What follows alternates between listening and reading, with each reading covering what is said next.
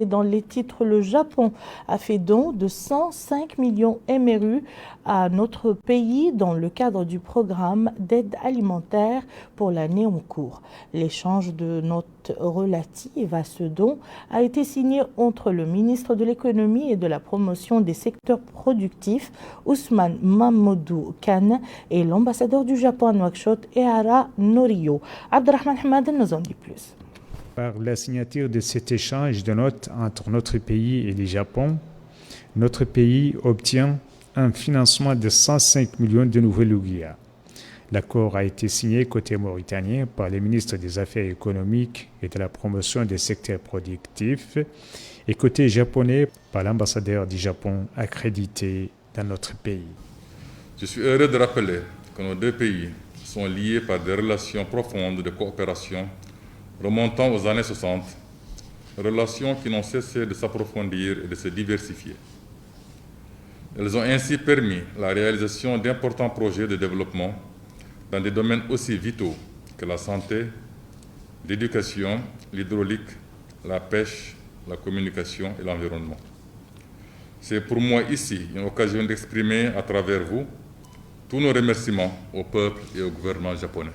L'ambassadeur du Japon, son Excellence Ehara Norio, a noté que l'assistance alimentaire de cette année ayant une signification particulière car elle vise à soutenir la reprise de l'économie et de la vie des citoyens de la Mauritanie qui ont été considérablement affectés par la COVID-19 correspond aux objectifs politiques que manifeste son Excellence M. Mohamed Ould Cheikh Al Ghazouani, président de la République, notamment en matière d'éradication de la pauvreté et de la lutte contre la COVID-19. Ce don sera consacré à l'achat des produits et des services nécessaires pour la mise en œuvre des programmes alimentaires spécifiés convenus entre les deux parties. Les préparatifs de la reprise des cours dans des conditions assurant la sécurité sanitaire aux élèves et au staff pédagogique se poursuivent de manière soutenue. Ce matin, le ministre de l'Éducation nationale, de la formation technique et de la réforme, M. Mohamed Mel'aïn Noulehi, a supervisé la cérémonie de dotation des établissements scolaires nationaux de produits stérilisants, de matériel de nettoyage et de masques. Des missions du département ont été envoyées par ailleurs à l'intérieur pour mettre ce matériel à la disposition des établissements scolaires. Melika Nakli. C'est afin d'assurer une rentrée scolaire sûre et réussie qu'un protocole sanitaire de recommandations et de mesures à respecter a été conçu par les ministères de l'Intérieur, celui de l'Éducation, de la Formation et de la Réforme et le ministère de la Santé. Cette initiative qui vise à lutter contre la propagation du coronavirus a été soutenue par nos partenaires techniques. Elle consiste en la distribution de masques et de produits d'hygiène et de désinfectants qui seront distribués aux établissements scolaires sur l'ensemble du territoire national afin d'assurer la sécurité des cours. Le ministre de l'Éducation, de la Formation et de la Réforme indique que cette cérémonie marque le lancement d'une mission en charge de la sensibilisation au niveau de toutes les muqata'a. Auparavant, une directive a été donnée par les 3 ministères afin que les walis président à leur niveau la mise en pratique de cette mission. La mission doit également procéder à la distribution des pulvérisateurs qui seront utilisés pour la désinfection des établissements scolaires, en plus de l'octroi de produits d'hygiène et des désinfectants aux écoles et collèges. Le but étant, indique le ministre, d'assurer la sécurité sanitaire nécessaire à la reprise et au déroulement des cours. Le ministre a exprimé ses remerciements à l'endroit de nos nombreux partenaires, dont certains sont présents à la cérémonie. Comme vous le savez, dit-il, c'est le ministère de l'Intérieur qui est en charge de l'organisation au niveau régional. Le ministère de la Santé, quant à lui, prend en charge le volet santé. Et cela en plus des partenaires, Ta'azur, le Conseil régional de Nouakchott, l'Agence française de développement et l'UNICEF, en plus de l'Association des parents d'élèves qui était à pied d'œuvre depuis le début de l'opération et qui joue un rôle extrêmement important. Le ministre de l'Éducation, de la Formation et de la Réforme a donné le signal de départ de la caravane en charge de la distribution des masques et produits désinfectants au profit des établissements scolaires sur l'ensemble du territoire national. Tout aura été ainsi mis en œuvre pour assurer à nos enfants une rentrée scolaire sûre et réussie. Le ministre de la Santé, Dr Nadir Ould-Hamid, participait ce matin par visioconférence aux travaux de la 70e session du Comité africain régional de l'OMS, Zone Afrique. L'ordre du jour de cette rencontre portait sur deux axes, la pandémie du coronavirus et l'éradication de la poliomyélite, ainsi que la présentation par chaque pays de son plan de lutte contre le Covid-19. Aminata Khan. Le ministre de la Santé a participé via vidéoconférence aux travaux de la 70e session du Comité régional africain de l'Organisation mondiale de la santé. Au menu des échanges, la pandémie de la Covid et son éradication en Afrique. Chaque pays a fait un exposé détaillé sur son plan de lutte contre la Covid. S'exprimant, le ministre de la Santé, Dr Mohamed Nadir Ould-Hamid, s'est longuement étalé sur les mesures prises par notre pays pour lutter contre la pandémie. En Mauritanie, l'épidémie n'a effectivement démarré qu'à mi-mai, à peu près 2 mois après nos voisins. Aujourd'hui, et après avoir testé 1,75% de la population, nous connaissons une évolution que nous pensons favorable, qui ne nous met pas à l'abri de nouvelles vagues, bien sûr. Au total, nous avons 6 905 cas confirmés, avec 95% de guérisons, soit 6 575, et 2,3% de décès, 158 au total. Nous tirons 6 principales leçons. La première, c'est que le leadership personnel du président et son engagement derrière cette action et l'engagement de l'ensemble du gouvernement a été déterminant avec la mise en place d'un fonds spécial de lutte contre le Covid. La précocité des mesures, leur généralisation et leur appropriation par la population sont essentielles. 3. La totale transparence envers les populations dans la gestion de la pandémie garantit leur adhésion plus forte aux mesures prises. 4. L'implication et l'engagement du personnel de la santé comblent en bonne partie les insuffisances du système de santé. 5. La nécessité d'une adaptation progressive des stratégies et des mesures basées sur l'évidence est nécessaire. 6. Le leadership de l'OMS dans la coordination du système des Nations Unies a été déterminant pour un accompagnement efficace de l'ensemble des PTF. Et à ce titre, nous apprécions les appuis techniques et financiers des partenaires, en particulier l'OMS, la pertinence et l'efficience de la gestion de la pandémie par notre organisation, en particulier au niveau de notre pays. Nous recommandons en particulier le renforcement des échanges régionaux et sous-régionaux et réunions régionales trimestrielles dans le cadre d'une solidarité internationale plus solide, la garantie d'un accès équitable à tout nouveau vaccin, et dans ce cadre, nous renforçons l'idée d'une action commune pour l'accès aux nouveaux vaccins, et enfin, l'orientation résolue vers... Première sortie du ministre de la Culture, de l'Artisanat et des Relations avec le Parlement depuis sa nomination à la tête de ce département. Le Mrab de Bouanahi a réservé sa première visite aux directions centrales ainsi que les services du ministère dans le but de s'enquérir des conditions et du déroulement du travail. Melkanari. Au cours de sa visite d'inspection, le ministre de la Culture, de l'Artisanat et des Relations avec le Parlement, M. le Mrabat el-Benahi, s'est rendu dans les différentes directions centrales ainsi que dans les nombreux bureaux du ministère. Cela a été l'occasion pour le ministre de s'enquérir des conditions et du déroulement du travail auprès du personnel. Lors des différentes étapes de cette visite, le ministre a reçu d'amples explications et a écouté des exposés sur les domaines d'intervention de chacune de ces structures. Le ministre a pris note des difficultés auxquelles elles font face. Au cours de cette visite, le ministre a invité les cadres et tout le staff à redoubler d'efforts dans l'accomplissement de leur mission. En ce qui concerne les problèmes et difficultés auxquels fait face le secteur, de nombreux cadres et conseillers auprès du ministre lui ont dressé un tableau de ces insuffisances. Au cours de cette prise de contact, la volonté affichée était celle d'assurer une meilleure prise en charge de la mission de ce ministère ô combien sensible et important. La ministre des Affaires sociales, de l'Enfance et de la Famille n'était pas en reste. Naha Mentaroun Charsidi a effectué une visite d'information et de prise de contact qui a englobé le secrétariat général et les différents cabinets qui lui sont rattachés, mais aussi les directions centrales du ministère. Le point avec Aminata Khan. S'informer du déroulement du travail dans les directions relevant de son département, vérifier la ponctualité des employés, mais aussi rappeler l'importance de rapprocher l'administration des administrés. Telles sont les grandes lignes et objectifs de la visite de terrain qu'a effectuée ce matin la ministre des Affaires sociales, de l'enfance et de la famille aux directions de la famille, des études et de la coopération, de l'alimentation nationale, de l'enfance, de la promotion féminine et du genre, mais également à la cellule de communication du ministère.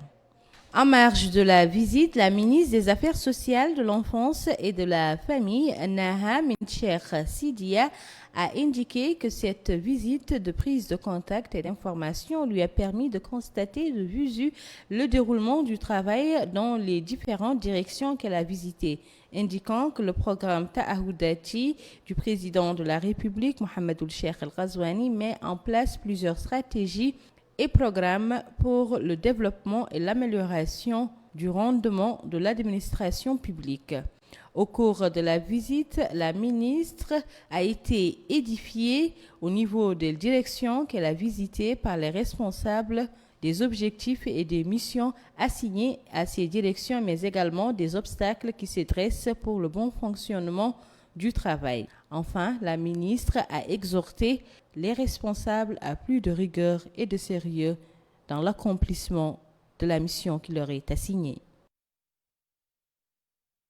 Un groupe d'avocats dirigé par le bâtonnier maître Brahim Lebeti a déclaré aujourd'hui accepter la mission qui lui a été confiée de défendre l'État mauritanien, assurant qu'il va l'assumer loin de tout positionnement. C'était à l'occasion d'un point de presse relatif au dossier de la gabegie révélé par la commission d'enquête parlementaire. Les avocats ont apporté des éclaircissements concernant l'accusation et l'enquête ainsi que la polémique suscitée par l'article 93 de la Constitution. Plus de détails avec Abdullah Damaba. Un collectif d'avocats s'engage à défendre les intérêts de l'État mauritanien présidé par le bâtonnier de l'Ordre national des avocats, maître Brahim Lebeti. Les membres de ce pool d'avocats ont tenu une conférence de presse au Palais des Congrès à la suite des révélations de la commission d'enquête parlementaire. Lors de cette conférence de presse, les avocats ont indiqué que ce que la police judiciaire est en train de mener est indispensable. Ils ont aussi précisé que ce type de délit comporte deux pôles. Un pôle d'accusation qui n'est pas mené par une seule personne et un pôle d'enquête qui aussi n'incombe pas uniquement à une seule personne. Concernant la controverse liée à l'article 93 de la Constitution, ils ont précisé que l'immunité n'est pas liée à la personne mais plutôt à la fonction. Le professeur Yarba Ould-Ahmed Saleh a déclaré que les membres de ce collectif d'avocats ont accepté cet appel loin de tout parti pris, ce conformément aux règles de ce métier. Il a aussi attiré l'attention de l'opinion sur la gravité des révélations émanant de la commission d'enquête parlementaire et a indiqué que le silence n'est pas un comportement approprié s'il s'agit d'actes innocents. Le professeur Yarba Ould-Ahmed Saleh a en outre apprécié l'intérêt du ministère public pour la période de détention provisoire et espère que cela puisse constituer une rupture avec les pratiques antérieures dans le cadre du respect des libertés des personnes. L'objectif et l'engagement de ce pool d'avocats ont été mis en avant. S'agissant de l'immunité, il faut savoir que l'immunité, c'est une immunité rattachée à la fonction. L'immunité du président de la République est rattachée à la fonction et non à la personne. Et tous les faits actuellement objet de l'enquête préliminaire et avant des rapports de la commission parlementaire ne sont pas relatifs aux fonctions du président de la République, mais plutôt des actes commis en dehors de l'exercice de la profession de président de la République. Donc, en résumé, l'immunité est rattachée à la fonction et non à la personne. C'est que nous autres, avocats de l'État de Mauritanie, partie civile dans cette procédure, nous travaillons en ce sens, parce que nous voulons que cette procédure s'effectue dans les normes traditionnelles et que la Mauritanie en sortira honorée. Et c'est ce que nous voulons.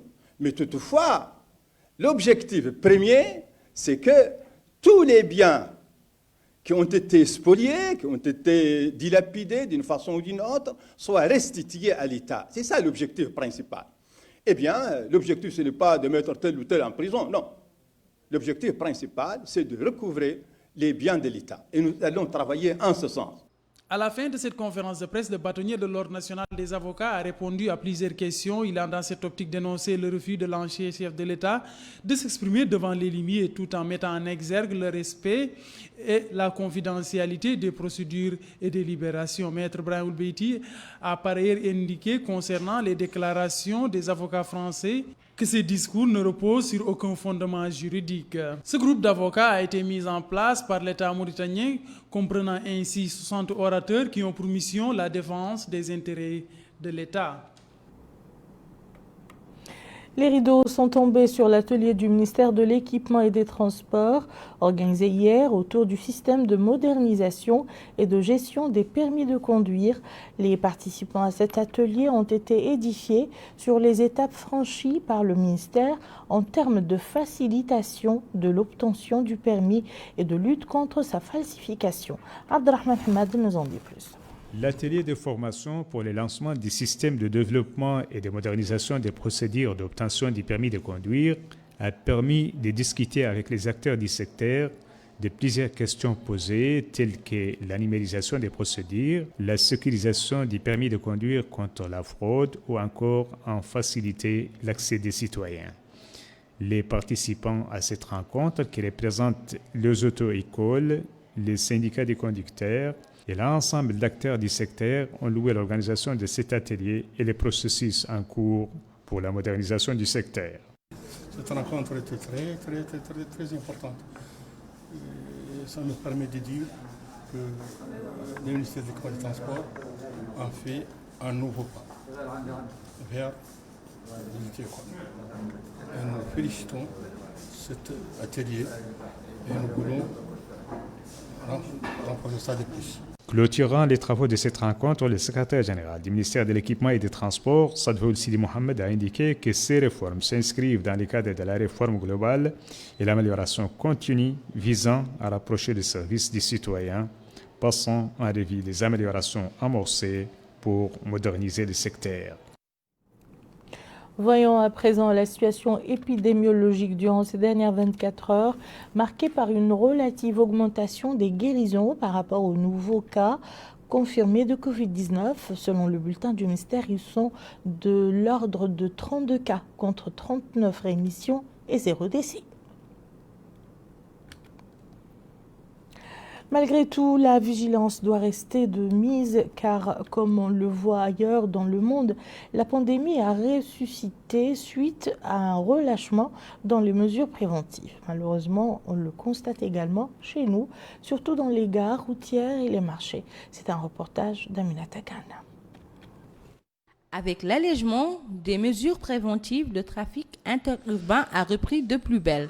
Cependant, les voyageurs doivent respecter les mesures barrières pour réduire les risques de propagation du virus. Mais tel n'est pas le cas. D'aucuns s'interrogent sur le respect des dispositifs et règlements mis en place par l'autorité de régulation des transports publics.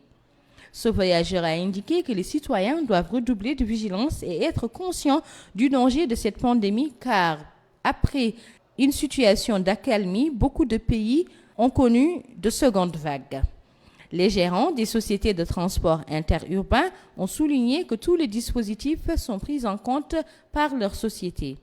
Un tour dans l'un des marchés de la ville et l'on remarque que la plupart des citoyens ne respectent pas la distanciation d'un mètre et rares sont ceux qui portent un masque. La pandémie sévit toujours chez nous, d'où l'importance pour tout un chacun de respecter les mesures édictées par nos structures de santé. Et nous achevons ce journal par la ville de Kifa, dans laquelle le Conseil régional de la Saba a organisé un atelier de sensibilisation des directeurs des établissements secondaires sur l'application des mesures préventives contre la Covid-19 et ce en prélude à la réouverture des classes. Abdullah Damaba. 2 jours durant, les directeurs des établissements scolaires d'enseignement prennent part à cette campagne de sensibilisation sur les mesures préventives à adopter face au Covid-19. C'est à la lumière de la reprise de l'année scolaire. Les responsables de ces établissements sont ainsi mis au parfum du protocole sanitaire mis en place pour protéger les apprenants et le cadre scolaire du coronavirus. Cet atelier a été organisé par le Conseil régional de la Saba et la direction de l'enseignement national, la formation et la réforme. Le wali de la Sabah, Mohamed Ould Ahmed Maouloud, a déclaré que l'objectif de cette activité est de protéger les apprenants et les cadres scolaires face au Covid-19, se dit-il, dans le cadre de la reprise de l'année scolaire prévue le mois prochain. Il a en outre précisé la nécessité de respecter le protocole sanitaire mis en place par les différents départements ministériels, à savoir l'intérieur, la décentralisation, la santé et le département de l'éducation nationale, la formation et la réforme. À son tour, Mohamed Mahmoud Ould Habib, président du conseil régional de la Sabah, a mis en avant l'impérieuse nécessité de suivre et respecter les mesures qui ont été édictées pour faire face à cette maladie qui s'est répandue un peu partout à travers le monde. Et voilà qui met fin à ce journal. Tout de suite, le rappel des titres. Plus de 100 millions MRU, c'est le don du Japon à notre pays pour financer le programme d'aide alimentaire pour l'année 2020. Du matériel d'hygiène et de protection sanitaire pour les établissements scolaires à Nouakchott et à l'intérieur du pays. L'opération d'acheminement a eu lieu aujourd'hui. Un groupe d'avocats annonce dans son point de presse relatif au dossier de la Gabégie son engagement à défendre l'État mauritanien. Merci, Madame, Monsieur, de nous avoir suivis. À très bientôt, Inch'Allah.